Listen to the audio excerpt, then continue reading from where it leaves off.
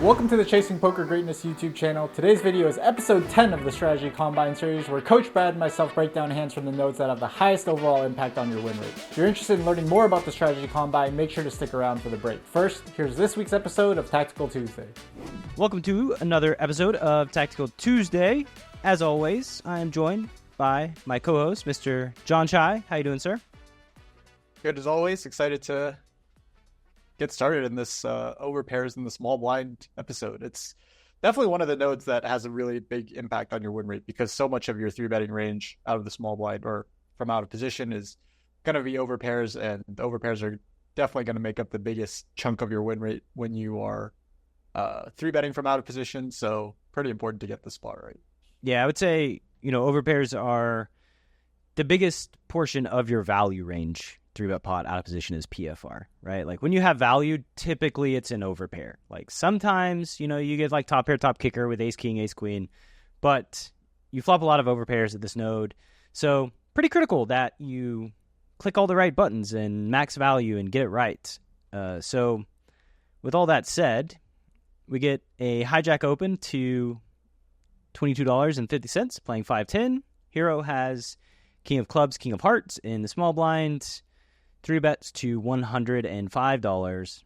Big blind folds. And the hijack calls. And here we are at a flop of 9-10-4. Rainbow, there's 220 in the pot.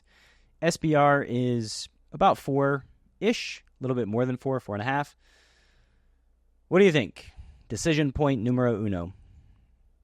So let me give you a little bit of context before we get super deep into this hand. This villain, who is raised from middle position and called the 3-bet, is described by the Wolf, who submitted this hand, as a very capable, very aggressive regular. And the second hand of this Tactical Tuesday episode is also going to be played by the same Wolf, who plays our overpair very differently based on player profile. So we're going to be looking...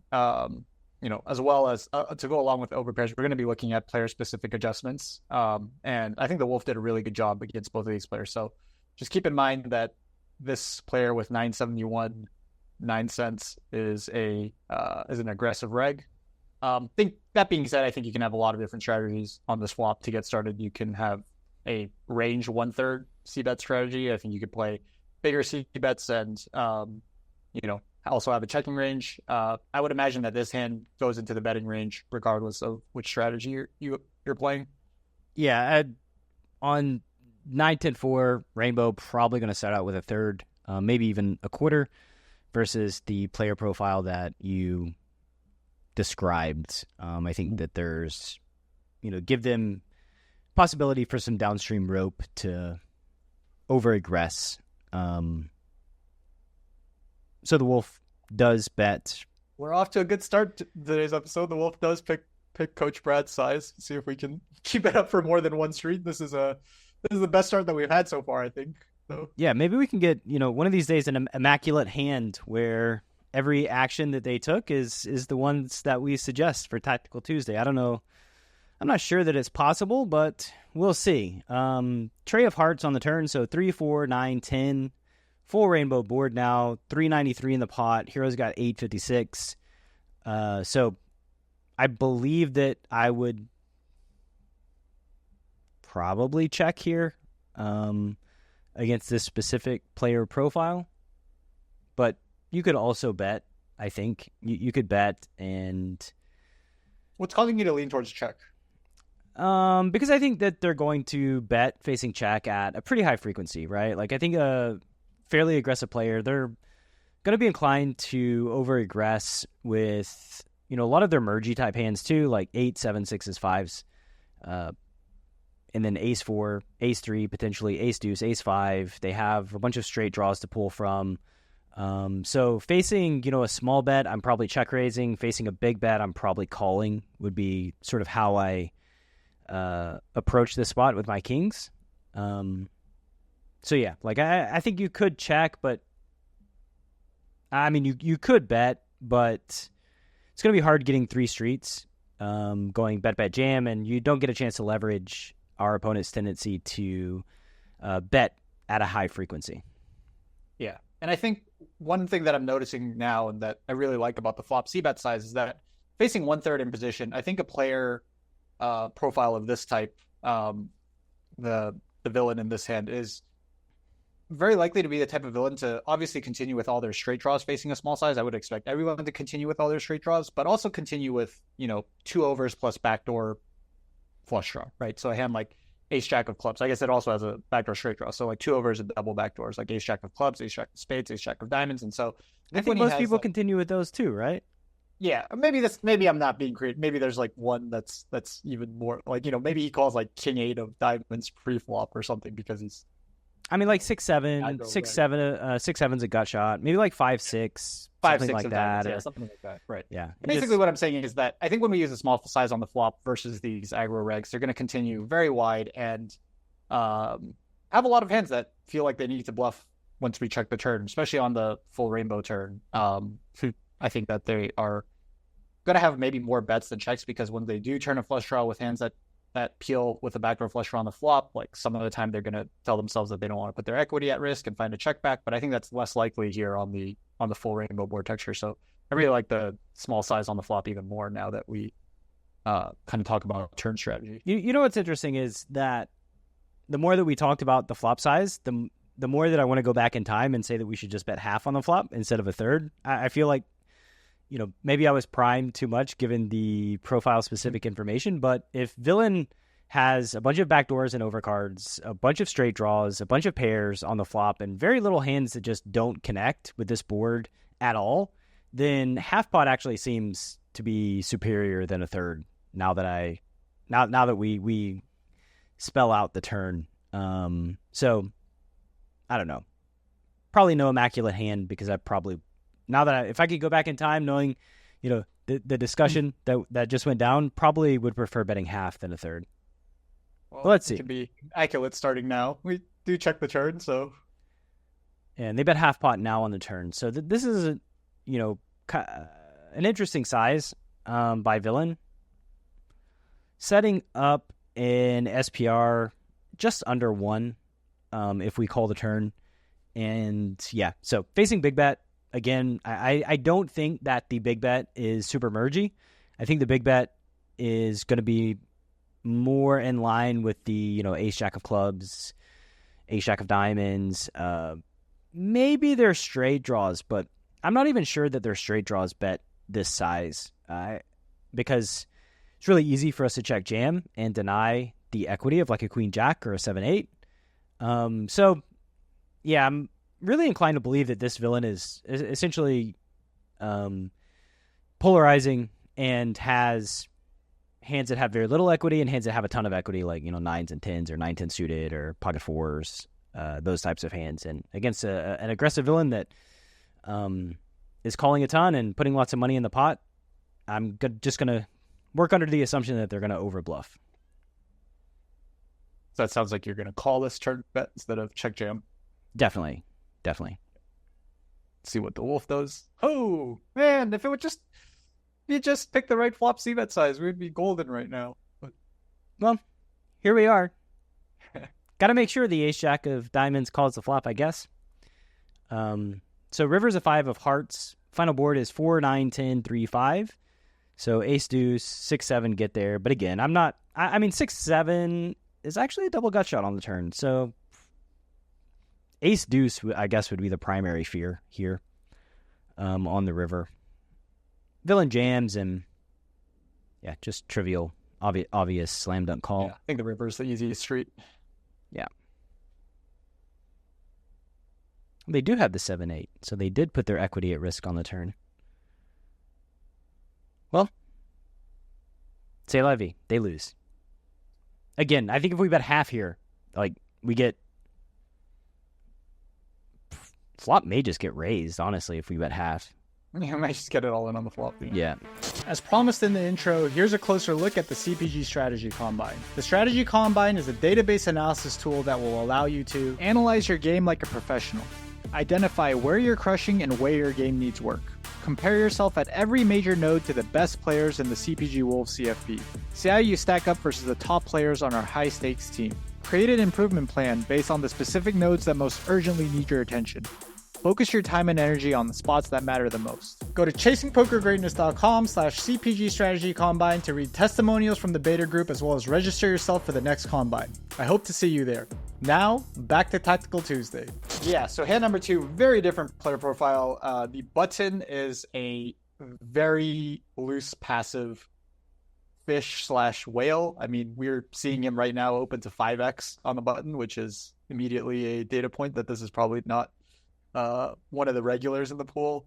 But he is a player profile that's playing 63-18, so playing lots of hands, getting in there, and obviously picking very large RFI sizes as well. We're 200 big blinds effective. We're playing 510. We each have 2K. We're actually both covered by the big blind, although don't think that'll come into play too much in this hand. Facing the 5x open, 200 big blinds effective versus the whale. What are you thinking here with black aces? I mean, this is the beginning of a dream, right?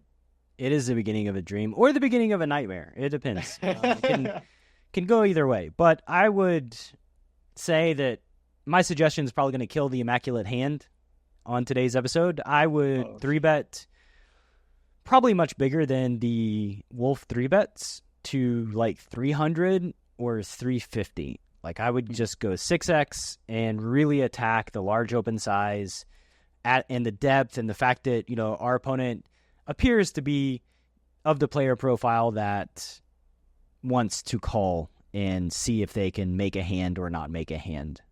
So yeah, at 200 bigs deep, I would go minimum 300, potentially 350 pre. Yeah, so huge 3-bet size. We'll see what the Wolf here does. Yeah, I picked some more standard. I would have bet money that they did not do that. All right, so no immaculate hand this week, but we do get a $200 3-bet in with aces, and no surprise we get called by the button. Yeah, like Brad said, I think this player on the button is very, very likely to put more than 200 in the pot if we let him. Kind of a scary flop. 9-7-5, two-tone, although maybe there are no scary flops versus someone who plays 63% of hands. I mean, how are you starting off here versus passive whale? You know, it's somewhat of a scary flop, but it doesn't matter. You know, SPR's 4.5. We're going broke. If they can beat aces, then they got it. They get the moolah. Let me think here. So I think we have a number of different directions. We could bet big. I think betting big is somewhat reasonable. But I think betting small is somewhat reasonable, and I think checking is somewhat reasonable. I think there's 3 somewhat reasonable options here. I think medium is probably the least reasonable option. Betting half pot just doesn't really make a ton of sense to me. I think the hands that continue versus half pot, continue versus 75%. You're really targeting their like pair plus draws or overpairs or, you know, top pair, ace 9, king 9, queen 9, jack 9 type hands. When you start out with half, and I think you just bet 75% and target all those same hands. So the only one that's off the table would be 3/4. If the flop checks through, you know, we're going to have some turn cards that we may feel a little bit sadness on, you know, the 8 probably a 6 turn 8. 6, the flush completer. I would also take, given the description of this player on the button from the Wolf, I would also eliminate checking just because I'm too worried about the flop getting checked through when we have the info that this guy's a passive whale, right? If he was an aggro, super active maniac whale, then yeah, I'm more on board with checking because we're going to get the check jam. The benefit of checking would be if they have a hand like king queen or queen jack and they can just turn top pair, right? Like that would be the benefit of checking and letting them realize some equity, which they'll probably check behind, and then you know you can probably still stack a turn top pair in this spot. So like I think that's the benefit of checking. So you either like maybe you can have your cake and eat it too by betting small and hoping that, you know, king queen and queen jack and like their overcards, their top pair draws just all defend the flop too. I think that's reasonable, and maybe the most dynamic option would just be to bet a third and hope. Was that your final answer? Small Sure, we'll go that. He picks 3/4. No. That's fine. I mean, I really like the fact that they committed here and bet. This is not 3/4. I mean, Yeah, this is more than 3/4. That's true. This is like 90%. We're getting into big bet territory. Yeah. Now they realize that they should be betting lots of money. If only the You're like, wait, I 3-bet too small. Look. Yeah. Let me make up for that. Yeah, SPR would be like 2.5 if we would have 3-bet to like 300 and much more manageable, I think. But we're making up for it. We bet 90% or so on 975 with 2 black aces. They call. Get to dream turn. The 5 of diamonds. So, I mean, I assume it's the dream turn. I guess it could go the other way too, but I think once you bet big, we've kind of said we're targeting their overpairs. We're targeting their equity-driven hands. So you just keep going. Just 9x. Yeah. Are you thinking about jamming here with an SPR a little bit over 1? Are you picking a size that's not all in? I think that's pretty much the only option or the only question that's left for us. Yeah, I think I'd go half pot and jam river. Okay. Why are you picking half pot here instead of just jamming and I'm just giving him the installment plan, the 3 easy installment plan instead of ripping the turn. Sure. Okay. Give him a better price. Yeah. Oh, he does go half pot here. Nice. Okay. Man, we're so close to an immaculate hand both times and just. Yeah. If we just. I actually think like. It's kind of interesting to me that the wolf here used the giant size on the flop, which is atypical, I think, for flop c-bet sizing in 3-bet pots. It just makes me think that they realize the 5x is typically equity driven by the white belt and wanted to take advantage of that on the flop when they forgot to take advantage of it pre-flop. Like, yeah. You don't need to wait until they call the bet before you do it. Yeah. Like you can just do it before, right? Right. So we bet half pot. Villain calls. River's a queen of hearts. So 5, 5, 7, 9. Queen 3 hearts. So does complete a flush, but that's not going to stop me from putting all the money in. It's not going to stop the wolf either, I assume. I hope not. You can target kings, jacks, 10s. What about 9-6? It's a good time. Offsuit. Nice. So we jam for 1K, and Villain calls all in with a 6 and a 9 of different suits. Kevin Malone would be quite proud. Yeah, I mean, 4K pot. Cooler flop. I mean, what can this guy do, right? He just flop top pair in a 3-bet pot. You can't. It's cooler, right? It's a cooler. Can't get away from this one. Good thing we didn't 3-bet to 300 free, huh?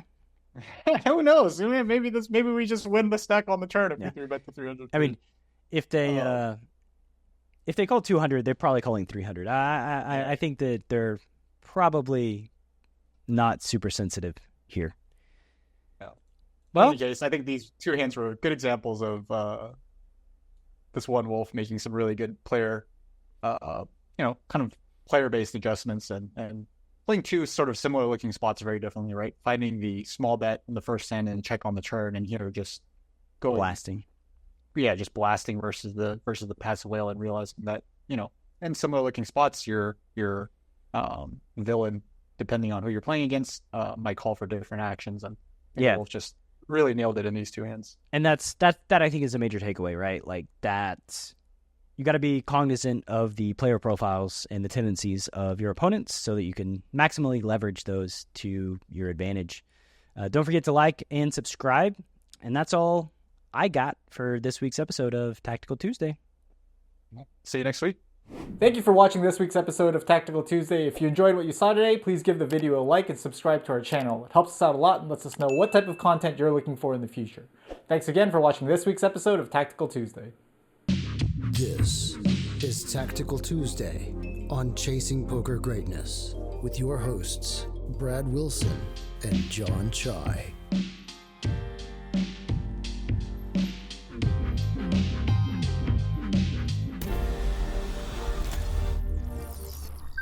Coach Brad approved.